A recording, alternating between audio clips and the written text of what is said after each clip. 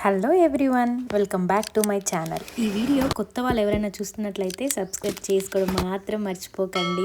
రీసెంట్గా ఒక fast food సెంటర్కి వెళ్ళాము. అక్కడ గోబీ మంచూరియా తినాలని చాలా అనిపించింది. కానీ దాని పక్కనే ఆయిల్ అండ్ సాసులు చూసి చాలా భయం కూడా వేసింది. ఎందుకు వచ్చింది గోలా అని ఇంట్లో ఒకసారి ట్రై చేస్తే పోలేదా అనేసి అత్తమ్మని అడిగాము. కానీ అత్తమ్మ తన స్టైల్లో గోబీ ఫ్రై చేసింది. టేస్ట్ మాత్రం క్రిస్పీగా భలే వచ్చింది. ప్రాసెస్ కొంచెం కష్టమైన టేస్ట్ మాత్రం అద్దిరిపోతుంది. అన్నట్టు ఒక ముఖ్యమైన విషయం చెప్పడం మర్చిపోయా.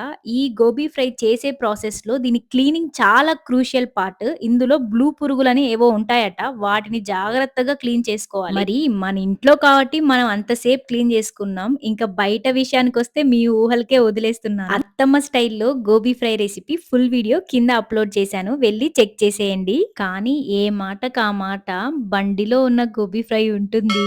Hey guys, don't forget to subscribe.